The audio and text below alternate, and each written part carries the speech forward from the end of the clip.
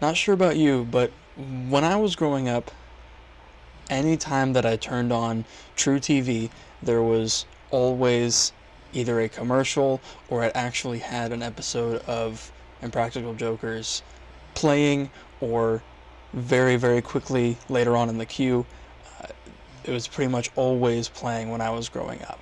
True TV announced the show back in 2011 after the four friends had pitched it to them, and it went on for a very, very, very successful 10 years until late 2021, when one of the four members, Joe Gatto, ended up leaving the show after the 9 seasons.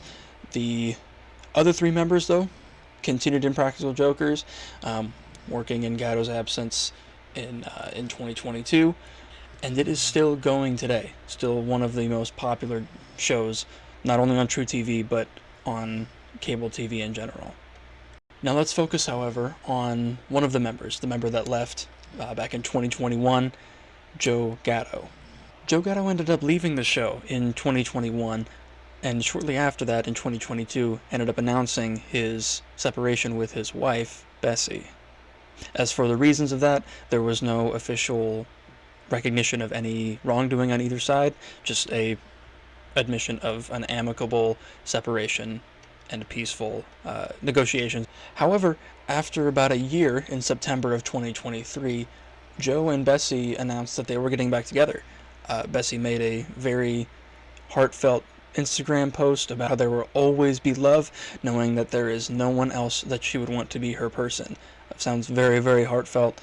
And she says that, "I'm happy and hopeful that we will be able to get a few more in because we have proven with compassion, forgiveness, and an open heart that we can do this." And everything remained publicly peaceful until March 20th, when a TikToker named JOOZYB, which I believe is Juzib, ended up posting this. Now, at the time that I'm recording this, that video has 20.9 million views. It got a lot of attention, and very quickly, and it seems like she wasn't really expecting that. After a whole lot of comments and a whole lot of people asking her for more information, she ended up posting a sort of story time video where she included some screenshots, included some photos of the two of them, and then later on a photo of her, for lack of a better term, but just with a absolutely massive bruise. I obviously can't show it on YouTube because it would get taken down, but right now I am looking at probably about the size of my palm, about the size of a closed fist, and it has the caption, "Probably gonna get taken down, but here's what he did with his teeth." Teeth is in all caps, right above the photo. Now, of course, a lot of people were looking for some more information, and so she ended up posting a 10-minute TikTok video which I will show some clips, respond to them, and then we can get on to some comments that were posted on there and some opinions that everybody has had about this. Since a lot of people like to make assumptions about things, and rightfully so, since I didn't post a lot of information out there, I just kind of posted some statements, and that can lead to a lot of false information. So I wanted to come out here and share my story right out flat and how it is, and finally get it out there because I didn't know how to or if it would ever gain attention, and now I have some, so here's my time to shine. Here we go. Now, I'm sure you can imagine, even after that first line, things are a little bit turmoiled in the comments. A lot of people are pointing out her demeanor. A lot of people are pointing out the way that she's acting, the way that she is sort of distracted, and the things that she is saying don't really line up with a serious tone that this video should probably be taking. My first interaction with this man was at brunch with my mom and my sister, and we were all fangirling. We were like, no fucking way. Literally, look. Couldn't believe it. And nobody else really recognized him, so of course we went up and we asked for a picture because nobody else was, so of course we're gonna be those annoying bitches. So while we were over there taking pictures with him, he had asked us if we were going to his comedy show that night. We knew nothing about said comedy show. Now, these things happened when she was allegedly 19. She went to a brunch with her mother and her sister. They ended up seeing Joe Gatto while they were there, and they went over, took pictures with him, and he ended up mentioning to them that he had a show later on that day. And so he invited them to it. They said they'd try their best to make it. But we would have gone together. My sister had plans that night. She couldn't go. So I wanted to go with a friend. Those are hard to find, so I couldn't find a friend to go with me. So I had messaged, said, sir, because he had liked my Instagram story and whatnot. So I was like, okay, maybe I can get some free tickets because, I don't know. I've never met a celebrity before. This is literally the first celebrity I've ever met in my life. And it low-key worked. Now, after meeting him at the brunch and after him telling her about the party, she ended up messaging him on Instagram, saying, crazy to see you in Milwaukee. Sorry for interrupting your breakfast. Saying that it was nice to meet him. He responded with, awesome to meet you. For sure, come. It'll be fun. She responded that she bought 2 tickets, but didn't have a friend to bring with her. And he ended up replying saying that he would leave 2 meet and greet passes for the both of them at the box office under her name so they can pick them up whenever they get there. So that all happens. I'm like getting the tickets, whatnot, planning to go to the show. I do go to the show.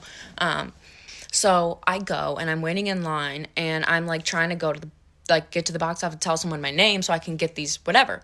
It was fun, whatever. I did the meet and greet at the end and I was by myself. So all these ladies let me skip to the head of the line so I didn't have to wait behind all these families trying to meet this dude. And I skipped to the head of the line and took some pics with dude and here are the pics. After the show was over, they went and got another picture, and then they reached out again on Instagram that night, saying, and this is where it gets a little weird. He ends up saying that she looks great in the picture, and she says, thank you, I think you're the star of the picture, though. Kind of trying to push things back towards a more friendly conversation. That's not really something that you'd say to someone who is less than half your age. And he responds with the word debatable. And a lot of she just keeps trying to steer it back, saying the story replies, agree with me. And he says, glad I'm giving you street cred. She says, I'd rather have real friends than street cred anyway. I just got to show off what people missed. And he says, F yes, what a day. And then he says, hope the rest of your night is equally epic. And she said, just drinking and hanging out. Hope yours is too. So after she happens to mention that she is drinking, she says that he turns on what's called vanish mode.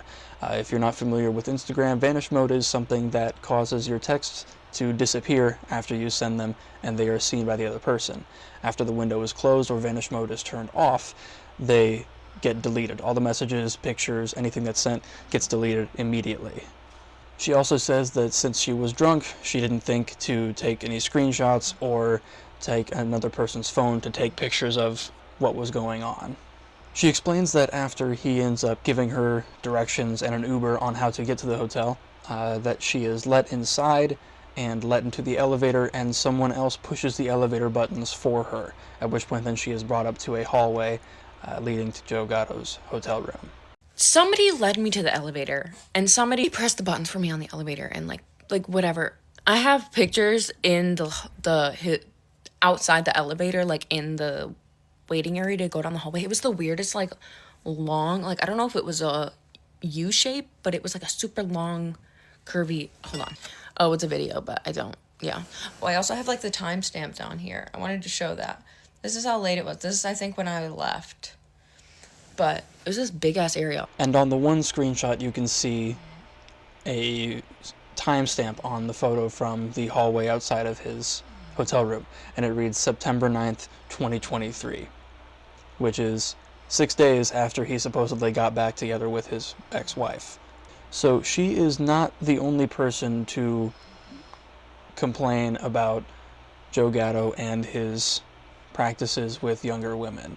There is also one of his ex-coworkers who recently ended up coming out and accusing Joe Gatto of the exact same kind of stuff. So after she saw that a TikTok user was accusing Joe of sexual assault allegations.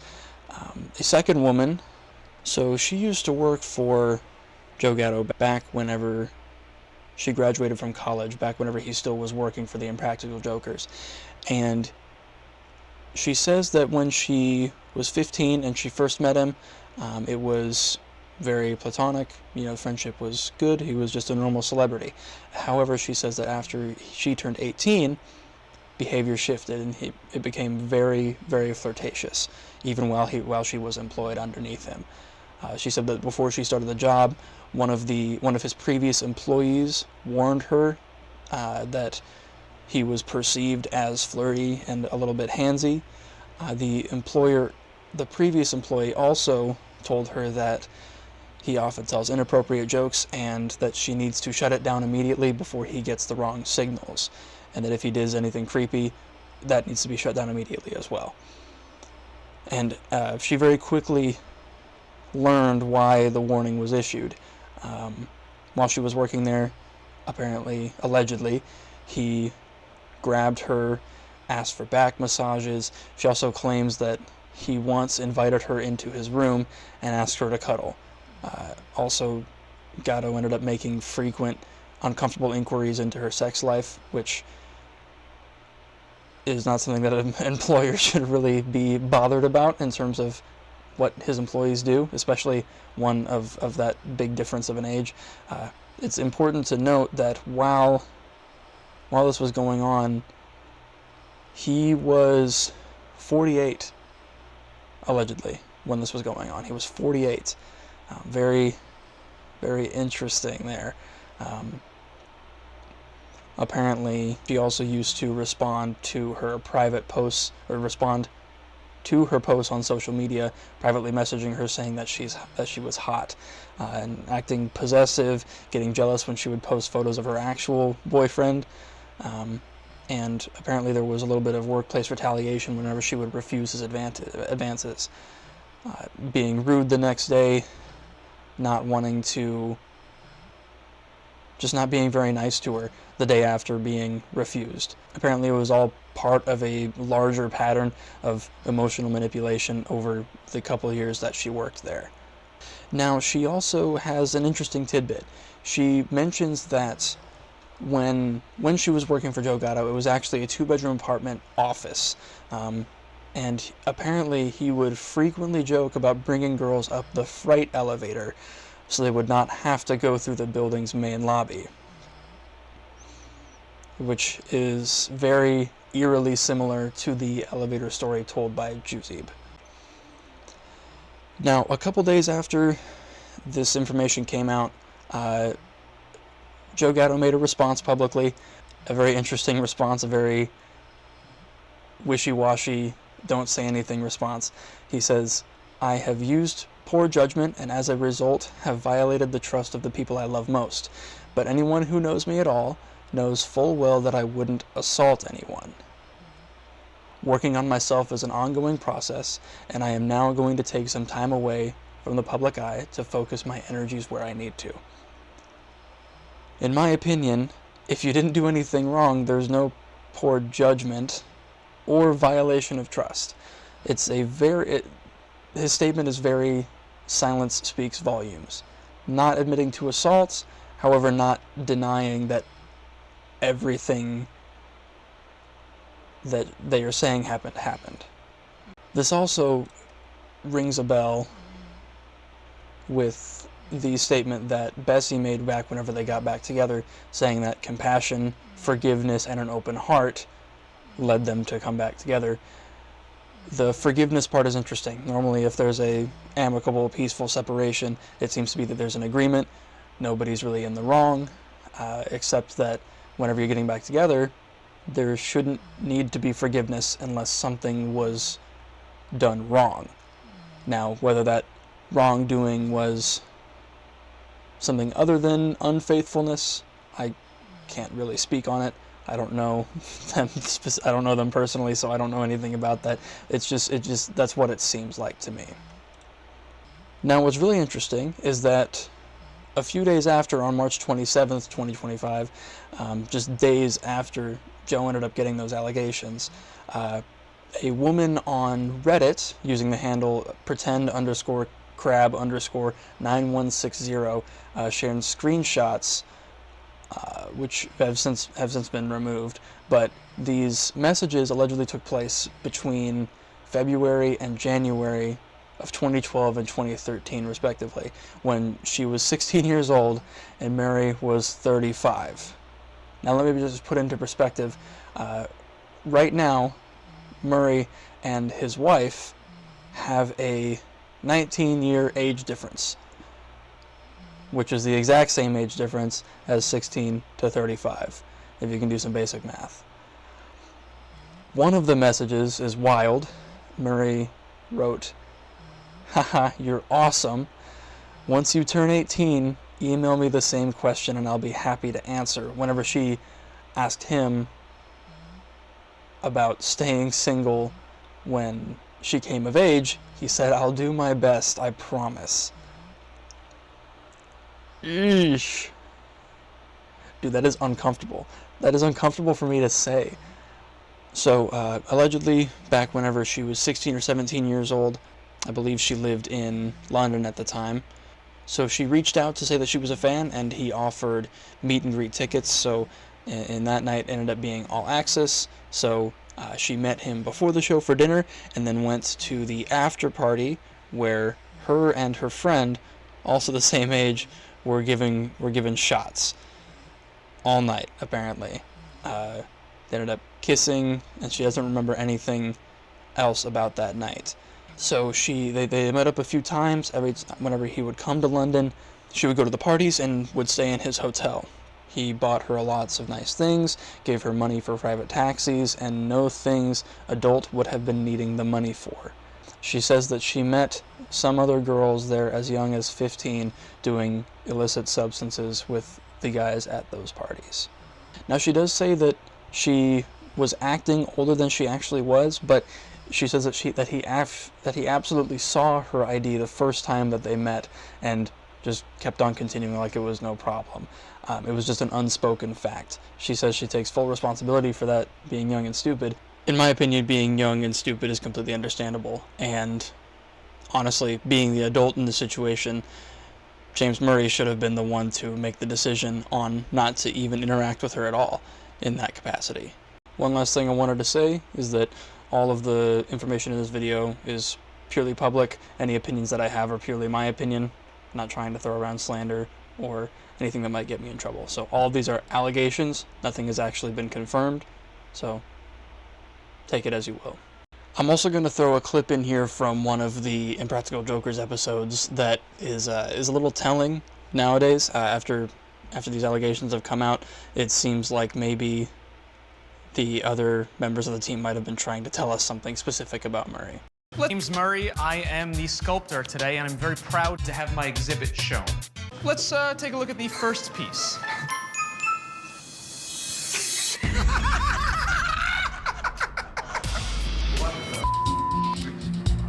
You can do so. Well, that is currently all of the information available to us. If anything else pops up, any more articles or allegations go out, I might make another video about them. Let me know what you guys think in the comments, and make sure to give the video a like. Anyway, thank you for watching. It means the world. Have a good one.